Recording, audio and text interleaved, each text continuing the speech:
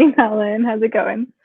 It's going really well. Better now that you're here. So, Oh, um, yeah, today I'd love to, chat with you and talk to you about our topic, which is going to be pretty much community building and community marketing for after Kickstarter, which you are a pro at. So I'm super excited to pick your brain. And people who are tuning in, feel free to ask questions. It will appear for us on the chat, and we'll answer them as we go. So to start off, Danny, tell us about yourself and what you do. so I'm the marketing manager for Pandasaurus. I've been in the industry for, this is my seventh year now. Nice, nice, nice. I've kind of grown up in it. I started when I was in college, so I've worn many different hats over the years and settled in my, my wheelhouse of marketing and started at Pandasaurus over the summer. So relatively new, but picked up the ropes pretty quickly and jumped right into the Dinosaur World Kickstarter a month after I joined the team. It was a pretty wild welcoming. Yeah, it's like, hey, let's just push Dan into the deep end and just see what happens, right? Yeah, luckily I know how to swim and I survived. That's awesome. That's awesome. So, well, with that said, let's talk about what to do after Kickstarter. You mentioned that you started right when Dinosaur World was on Kickstarter, and Mhm. obviously, after Kickstarter, Dinosaur World is still around, right? So let's just touch upon like what happens right after Kickstarter when it comes to marketing, when it comes to community management. What do you do? So during the Kickstarter, you have to hold the backers' hands a lot, right? And Mhm. form that trust between them that you know what you're doing, you understand what they want, and you're going to make it happen. And that doesn't stop once you're funded.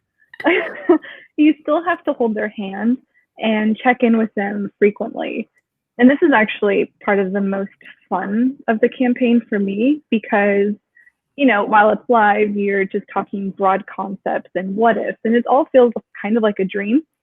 But as you finish your campaign and start actually moving towards production, you get final art and you get product samples. And so you get to watch your dream become a reality and you get to share that part with the backers too. So that's where we're at right now.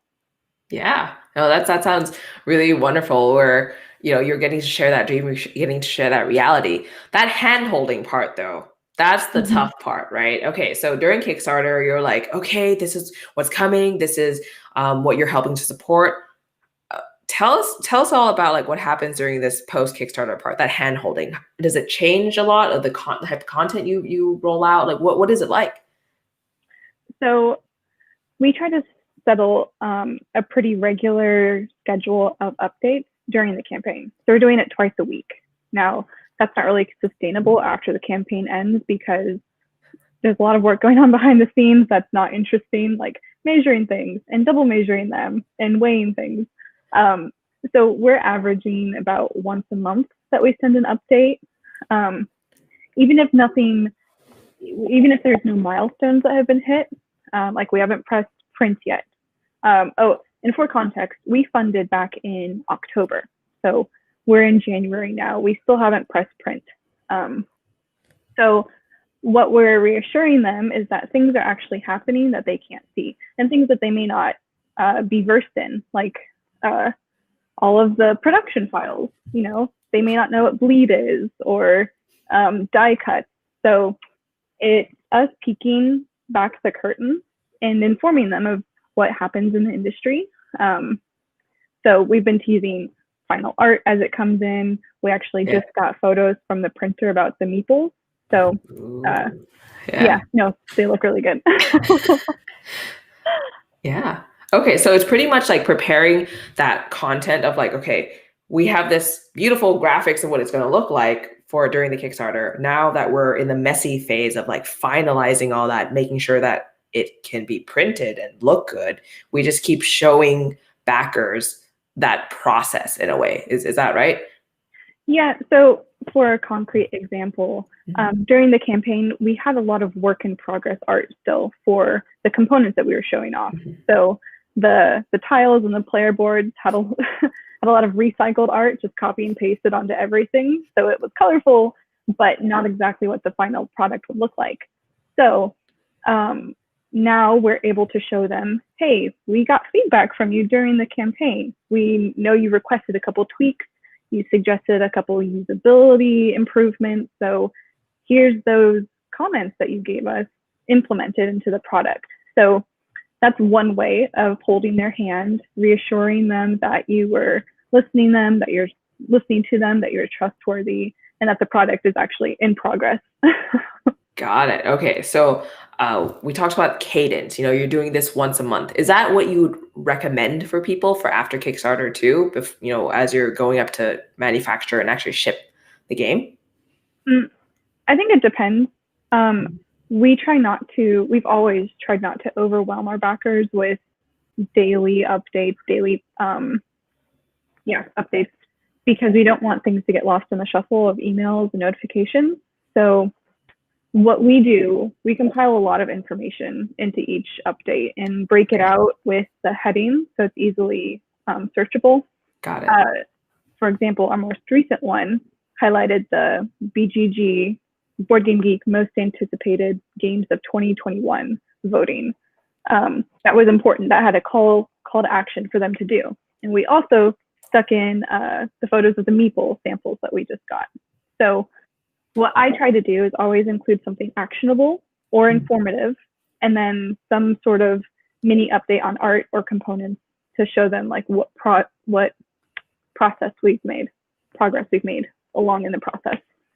Got it. Okay. That's really good. So like for content too, you spoke about having that, what their feedback, resulted to in this part of the process, actionable things for them to do. When you talk about actionable things, what kind of things do you have them do, or would you recommend for other Kickstarter creators have their backers do too at this stage? This stage is tricky because the game doesn't exist yet. They can't play it. They can't leave reviews. So this is a very important question, right? So the timing of when your campaign funds is important. Ours funded in October. So then we had the best of 2020 voting, and now we have most anticipated of 2021 voting. So keeping in mind when award cycles is important. So we're able to direct them to go vote for this game that they're super excited about. During Essen, which was just 2 weeks after, we were able to direct them to our digital booth, which is very different than what we'd hoped to do at a physical show. But in this case, they were able to give a little heart notification on our booth, which helped us become more noticeable in Essen as a whole. Hopefully not a typical example for this coming year, but we'll see. Yeah. Okay. So that really, really helps, like planning out ahead when the campaign launches, when it funds, and also so that you can have content and have things for people to do after the campaign ends. How far ahead did you plan this out, right? The process of the launch date, the launch, when it's done, when you're actually going to be delivering, and the content in between. Like, when do you start planning this stuff? Because a lot of people are kind of bogged down with just understanding Kickstarter in the first place, right? True. So we, in general, as a publisher, tend to plan a lot of our releases around the convention circuit. So we have a lot of releases stacked in August for Gen Con. We've got another wave of releases for October. And then we've got other releases sprinkled through, but our big heavy hitters are usually for those two shows. So for Kickstarter, I think it depends on your strategy, right? If you have physical prototypes, it's probably best to have your campaign launch overlapping with the show. If you have the bandwidth, I can't imagine actually running a campaign and being at a show at the same time. But that might be one strategy. We launched ours in middle of September, where there seemingly wasn't a lot else going on. And we didn't have any releases that month. So we could really pour all of our love and attention into the campaign and make it the best that we could. Also knowing that people start spending money on holiday gifts starting in October. So balancing that too. We didn't want their whole budget blown on the Christmas gifts yet. Brilliant. I like that a lot, because a lot of the time, again, people don't launch on Kickstarter during that holiday period just because that reason that you talked about too. There's a few questions that came in. So let's go to this question before we go into more post-campaign stuff. One of the questions is, what were the parts of the campaigns where you were the least comfortable with and it ended up well? Right? That was the first question. Want to tackle that one first? Sure. I would say the launch. There's two parts, the launch and the middle.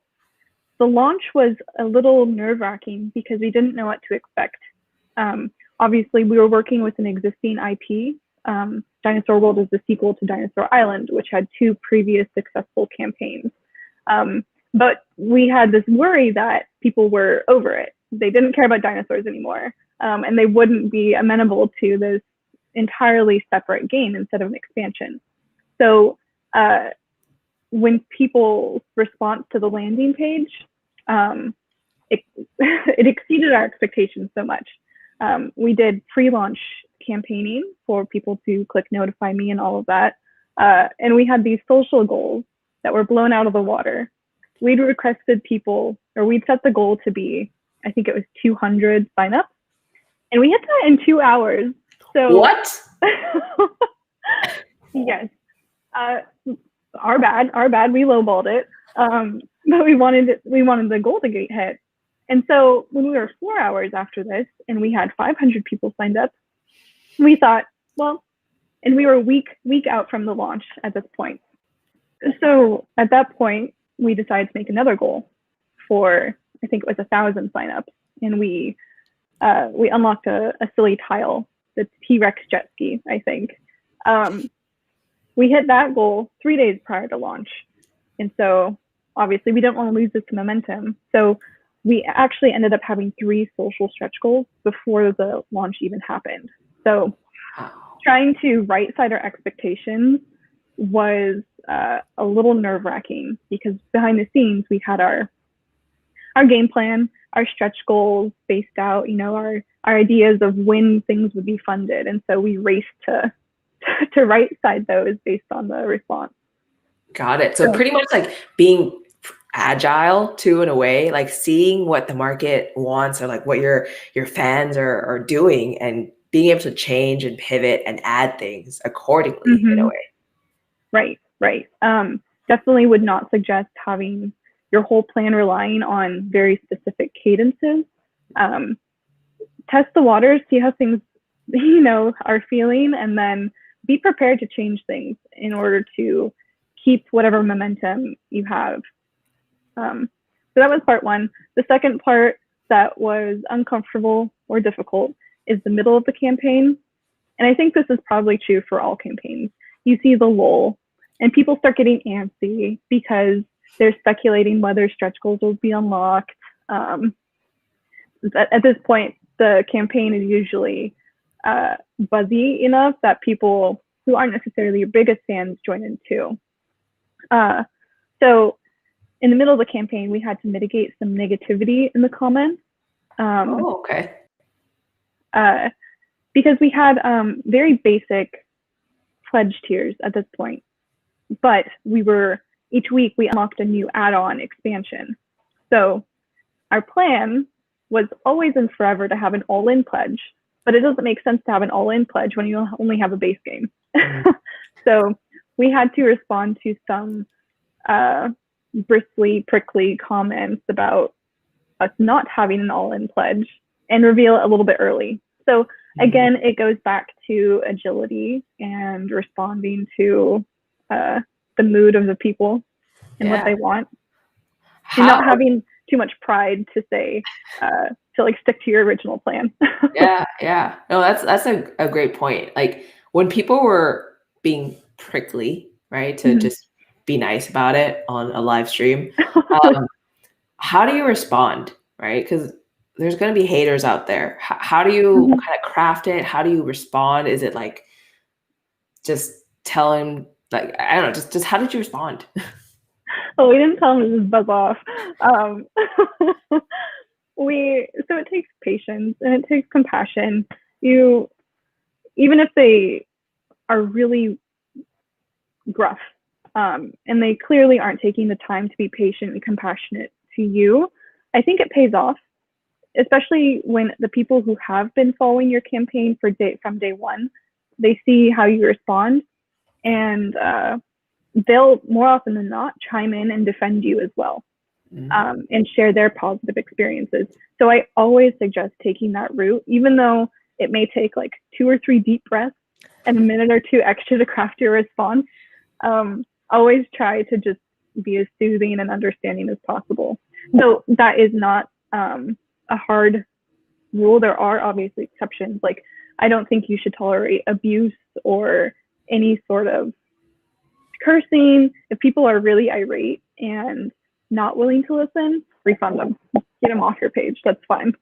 Yeah, no, really great points. It, again, sometimes really hard to deal with haters and trolls on the internet, but I think that those are great points. Like, take a deep breath, and if it's really, really bad, just, they're probably not meant for your community anyway in the long run. Mm-hmm. What I tend to see is people who you are considering refunding, they ultimately end up canceling their pledge anyway. Like, they're only there to stir up drama.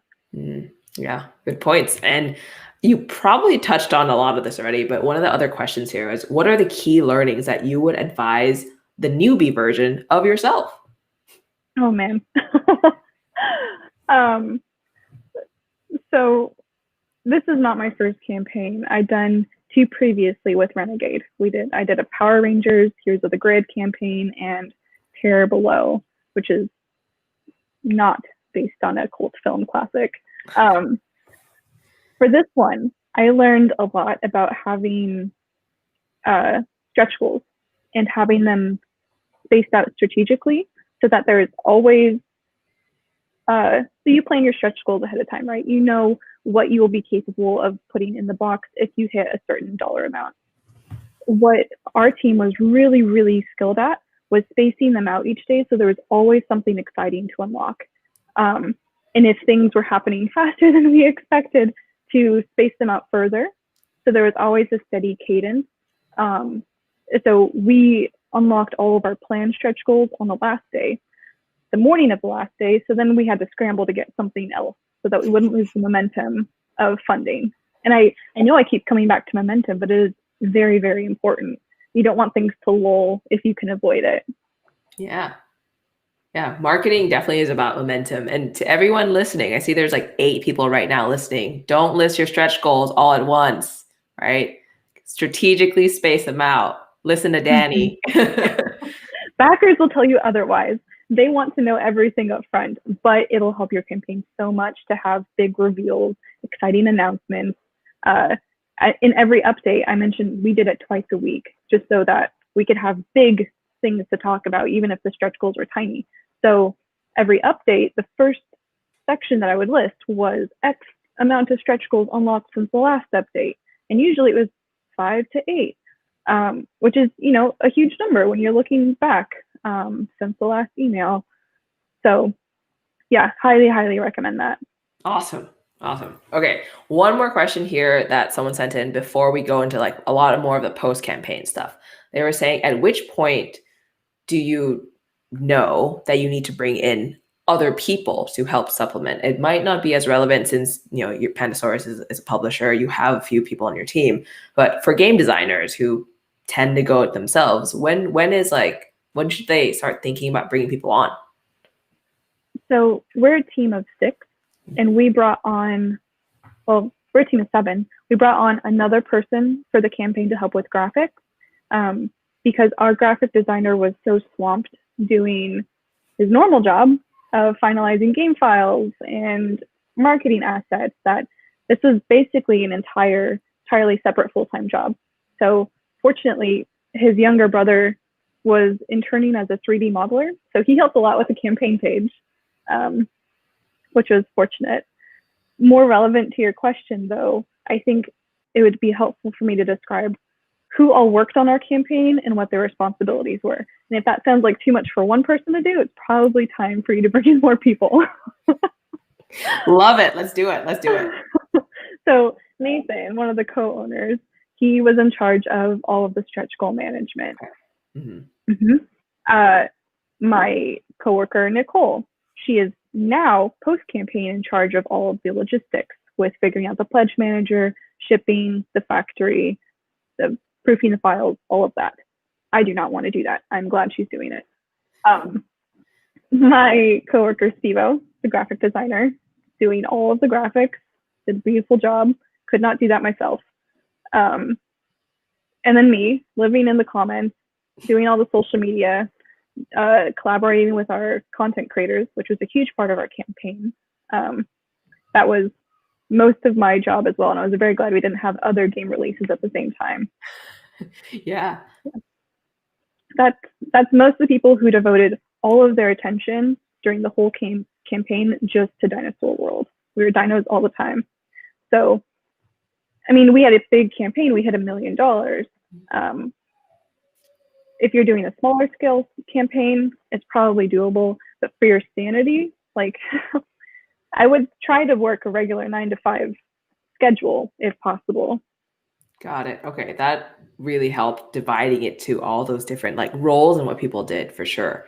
Okay, so now I really want to get into the post-campaign stuff because that's kind of like the juicy things that people don't really talk about, right? Right. So now with post-campaign, like how are you using things like social media? You mentioned social media just now. How are you using social media to kind of keep the word alive about the publishing company, the games? You guys have a lot of games now, right? Like how are you like strategically looking at this and like tactically like implementing this? Like what is it like? Sure. So we have normal game releases regularly throughout the year. So right now my focus is on those. However, we have a Facebook group just for our dino games. So we lumped in Dinosaur World with Dino Island and Duelosaur and all of these, just as a place for people to share their gaming stories, reviews, and then I also post our updates in there too, which always get a lot of engagement. People also get them in their emails, but it's nice to just have a place where you can discuss with other people. And the designers is more personable. I'd highly recommend that for you to keep people engaged, especially because, well, we're out of stock of Dinosaur Island right now, so I'm not necessarily going to push that on our social media, but I can talk about in our Facebook group full fans who love Dinosaur Island, whether or not it's in stock. We have a Discord as well, where I do similar things. It just has a different vibe. However, a thing that I've been promoting heavily the past few months in quarantine is creating a digital version of your game. This is something we're doing with all of our new releases moving forward, Kickstarter or not. And this helps both you be able to play test your game. It helps content creators be able to talk about it without you spending dollars on shipping. And it gives your fans something to do as well. So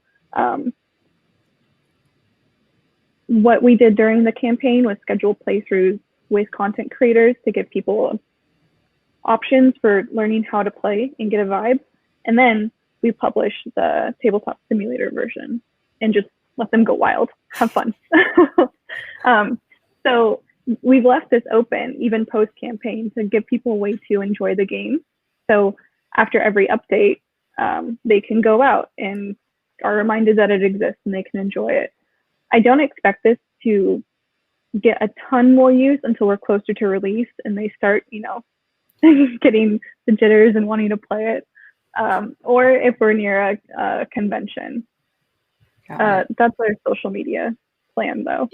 Yeah, no, I'm glad that you brought up the digital version of the game because like a lot of people are still wondering like, how do I in this non-convention, world right now that we live in, how do we get the game out? How do people play test it? How do I get reviewers to try it? And so I'm super glad that you working in a publisher that's well known around the world are talking about the need for this. How much like resources or time does it usually take to put a game up on a platform like Tabletop Simulator, Tabletopia, things like that? So there's services exist to do it for you. Like I know Tabletopia charges a fee, and then their team will create it, and you are able to give feedback and fine-tune things. It's definitely easier if you can do it yourself, I've found, because you know exactly how the game plays, you know how you want it to look, the optimal player setup for maximum fun when you're playing. So what we've actually done is just found someone who loves Tabletop Simulator and is in it all the time and paid them a fee to make it. There's the question of Tabletopia versus Tabletop Simulator. There's pros and cons to both in accessibility. We've gone with Tabletop Simulator for most of our titles. For time, it does still take some back and forth. So if you're a game designer, I'm assuming you've spent a ton of time in Tabletop Simulator for your own prototype and can easily do it yourself. It still takes time to teach people how to use it though. And I think that's the real sticking point, because we're board gamers and are used to the physical medium. Getting them to transfer over to digital and learn, like, oh, press F to flip, press R to roll your die. That takes some time and convincing, but I think ultimately it's worth it. Got it. No, that's really, really useful. And a little bit before this too, you talked about a Facebook group and you talked about Discord, right? There's a lot of different options of how to kind of formulate that online community to get people who, pre-ordered or ordered a game to talk about the games that they like. What are kind of the pros and cons of the different types of communities that you found, like Slack, Discord, Facebook groups? Can you kind of talk about that and how you've experienced those? Sure. It's funny because some of our backers follow us to every platform and I know them by name. Super fan. Love it. Yeah. So we have, I mentioned the Facebook group for Dino Head. We've got a Discord for just all of our fans in general. We're active on BGG because that in itself is a community. Reddit, we keep an eye on, but we don't post and we don't have our own subreddit. And then our normal social medias. So they all have a different feeling to them and a different type of person who engages in them. Our Facebook group is mostly super fans and people who just geek out over dinosaurs, like real dinosaurs or dinosaur games. It's pretty funny, the types of posts we get. Our Discord is for people who want to play the games because that's where we host our voice chat for playtesting and our learn and play events run by our demo team. So what I'd suggest if you have a Discord group is to use, oh gosh, if I say this wrong, I'm gonna lose a lot of my nerd cred, but I call it MEE6bot. I don't know if you say that a different way, but it's a bot that'll help you create different roles for users. And I have a different role for each of our games. So I can tag all roles, so all paleontologists, as I call them, for our dinosaur game fans, and then they'll get alerts in that game's channel. That helps replicate a little bit of the very targeted audiences that Facebook groups provide. I've gotten a lot more use out of Discord with that feature. Got it. Okay. And when you're like managing all these communities, are there tools to help you like kind of see what's going on? Who's talking about Panosaurus? Who's talking about, all these games that you have underneath your publishing arm? Like talk to us about tools. What tools do you use? Right. All of these communities can be super overwhelming with all of the notifications you get in a day. And I often have to mute my personal page just because there's too much. I can't focus. So the thing that I swear by that helps me do my job to the nines is Sprout Social. We have all of our social media accounts tied to it, and it will literally give you notifications in one place, so it's not so overwhelming, for incoming DMs and comments and follows and retweets. So you can see, especially with its reporting tools, which messages are getting the most traction. And that just makes you more efficient too, because you can filter by message type. You can run reports across profiles, within profiles, and it keeps a history of each user too. That is a paid tool, and there are free alternatives like Hootsuite and others, I'm sure. I've only used Hootsuite and Sprout though. Asana is also good, not for social media, but for tracking things you need to do. And I couldn't do my job without that one. Got it. Okay. Those are 3 tools that I'm sure everyone here is going to be signing up for now. Asana, Sprout Social, and Hootsuite. Love it. Okay. So now what we wanted to talk about too was like community kind of marketing, right? I see you everywhere, kind of in comments, like chatting and like adding value in places. Like talk to us about how that that those tactics, they're pretty much tactics. Like how does that add to the overall strategy of what is Pandasaurus and what Pandasaurus stands for? Like why do you do that? What's the goal? What's the plan here? Sure. So this is near and dear to my heart, and it's near and dear to Pandasaurus too, because speaking for Panda, we strive for inclusivity, for memories, for positive connections, and you can't do that without human connections.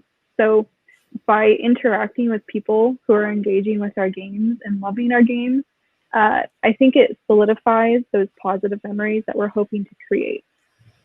It also is just super easy brand recognition. Someone tags you in a post, you just chime in really quick. You're like, cool, awesome, thanks for playing, really appreciate it. And your logo is right there. It's great. Everyone can see you. You can also do that on a personal level too. So with our Kickstarter page, we have different collaborators. So people see Nathan chime in, they see Nicole chime in, they see me. And so our names are tied to our accounts. We're not just marketing manager has replied to you. Big Scary Pandasaurus has replied to you. So you can do that. I interact with Board Game Spotlight in the BGG group as myself. I don't think that people necessarily tie me to Pandasaurus unless you're in the industry, but I've had so many candid conversations where I'm able to talk about my game and other games, and it's just, you're having a great time with people, and I think that's super important.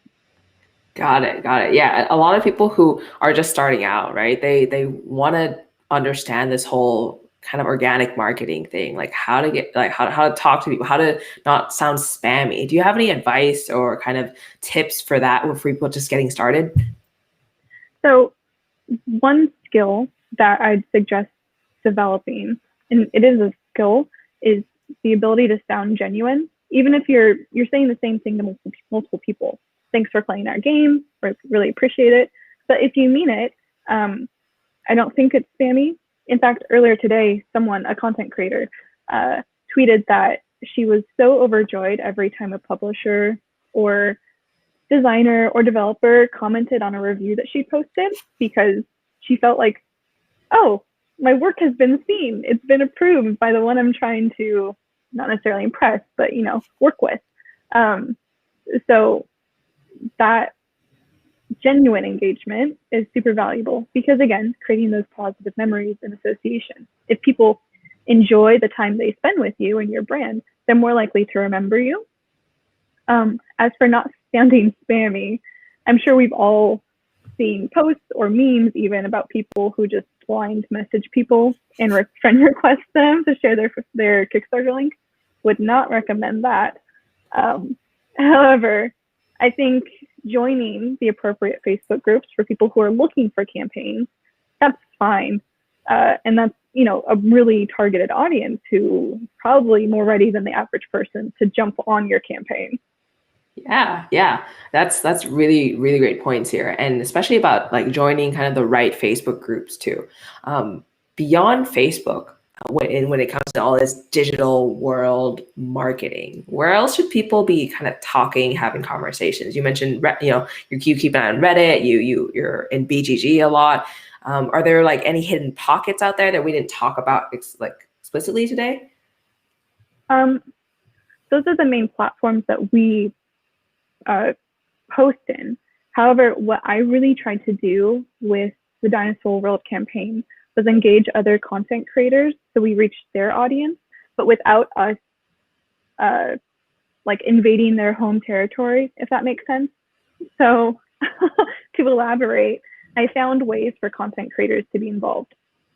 Before the campaign launched, we asked select content creators if they would be willing to share a teaser image that had our game logo and some component that revealed a new mechanic.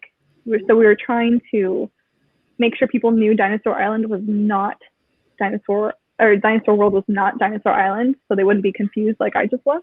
Um, Yeah. and it's low key marketing. This content creator gets to feel special because we gave them a unique image that no one else had, and then we shared their posts onto our page. So it created content for us, but it was hosted natively and seen by their audiences. I also invited them to streams that I hosted where I taught them how to play the game. And so, leading up to a stream, you send out reminders and you tweet and create Facebook events. So all of these things were shareable by them, and they did share. So it was a huge success in my eyes.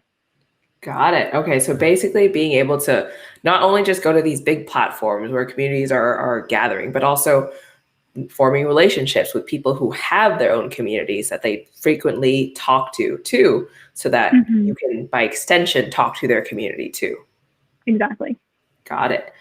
Something new that we tried this year, I mentioned the digital conventions already. The timing for Dinosaur World wasn't ideal because there wasn't a digital convention that overlapped exactly. So we had shows that happened the week before, 2 weeks before, and we had Essen Spiel that happened a couple weeks after.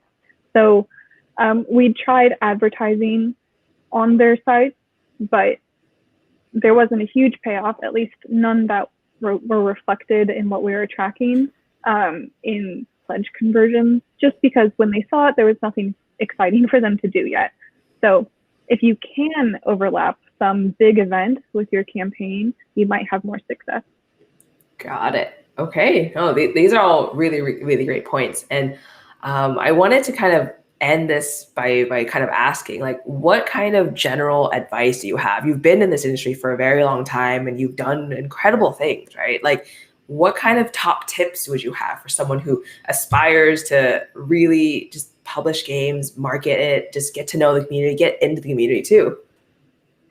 So first tip would be to play lots of games, which I'm sure you all do already. I think doing a competition analysis is super important.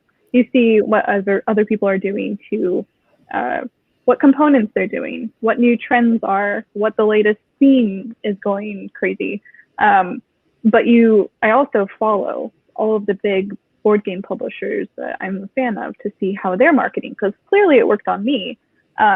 So if I can replicate that or be inspired by it, that's, I'm constantly looking for ideas. The second tip, I think, would be to engage with everyone who likes games, start forming relationships, go to conventions when they're a thing again, and network, even if it's with fans, because you see the same people at every show. So even if they're just super fans, they're likely to support you throughout your whole career trajectory. I've been friends with people for 7 years, since I was just a customer service person working part-time at a board game company. And so, That's awesome. It's huge to get that support early on. And then always look out for, when you're talking to fans, try to have a call to action, have something for them to do. Otherwise, it'll likely go in one ear and out the other, and you want your message to stick.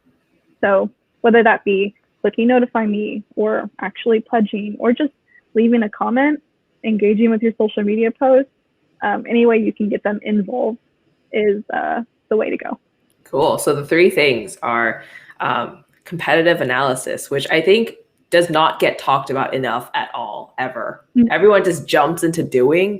They don't like think about what's happening, right? Like you were saying, like just seeing what people are doing, what the themes are, what the trends are, right? So that you can strategize, oh, this is doing well, so I should probably like do this, or like this is not doing well, I shouldn't do that. So many people just over just look that. So that's great that you brought that up.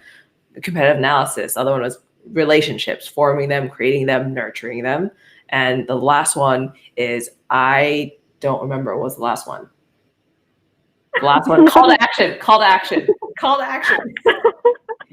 a call to action. There you go. Have a call to action. Okay.